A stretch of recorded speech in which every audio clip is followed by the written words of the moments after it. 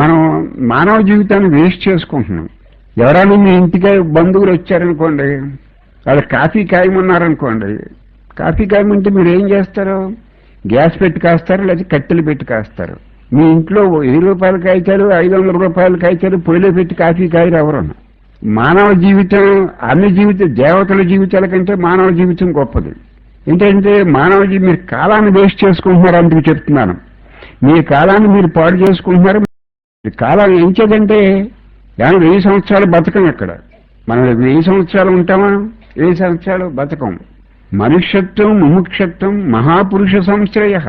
ఆచార్యులు వారు వివేక చూడమని ఏం చెప్పారంటే, అసలు మానవ జన్మ రావటమే కష్టం.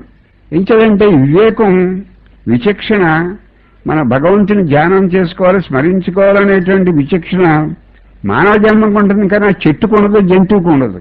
అంటే మానవ జన్మను వృధా చేసుకోవటం ఎటువంటిదంటే, జపధ్యానం లేకుండా మీరు మానవ జన్మను ఈ కాలాన్ని వృధా చేసుకోవటం ఎటువంటిదంటే, మీ ఇంటికి ఎవరైనా బంధువు వస్తే మీకున్న రూపాయి కాగితాలు పొయ్యిలో పెట్టి కాఫీ కాసి ఇచ్చినట్టు ఉంటుంది.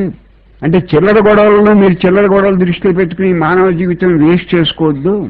మనం 1000 సంవత్సరాలు ఉండం ఇక్కడ. అలా 100 సంవత్సరాలు బతికితే చాలా కష్టం. 100 సంవత్సరాలు కూడా మనం ఉండం. ఎవరో కొద్ది మందే ఉంటారు 100 సంవత్సరాలు జీవించేవాళ్ళు. అంటే మీరు టైం వేస్ట్ చేసుకుంటున్నారు. మరి తిరిగి జన్మ వస్తుందో రాదో మనం చెప్పలేం. వచ్చిన అవకాశాన్ని పోగొట్టుకోకూడదు. తెలివైన వాళ్ళకి తెలివి తక్కువ వాళ్ళకి తేడా ఏమి లేదు. తెలివైన వాళ్ళు ఏం చేస్తారంటే వచ్చిన అవకాశాన్ని పట్టుకుంటారు, అభివృద్ధిలోకి వస్తారు. తెలివి తక్కువ వాళ్ళకి కూడా అవకాశాలు వస్తాయి, అవకాశాన్ని వదిలేస్తారు, పాడైపోతారు. తెలివి తక్కువ వాళ్ళకి అవకాశాలు వస్తాయి, తెలివైన వాళ్ళకి అవకాశాలు వస్తాయి. తెలివైన వాడు ఏం చేస్తాడంటే అవకాశాన్ని పట్టుకుంటాడు, తెలివి తక్కువ వాడు వచ్చిన అవకాశాన్ని వదిలేస్తాడు, పాడైపోతాడు. తెలివైన వాడికి పురోగతి, తెలివి తక్కువ వాడికి తిరోగతి. అంటే మీరు కాలం వేస్ట్ చేసుకోవద్దు. మనం ఎక్కువ మాట్లాడటం వల్ల ఎనర్జీ వేస్ట్ అవుతుంది.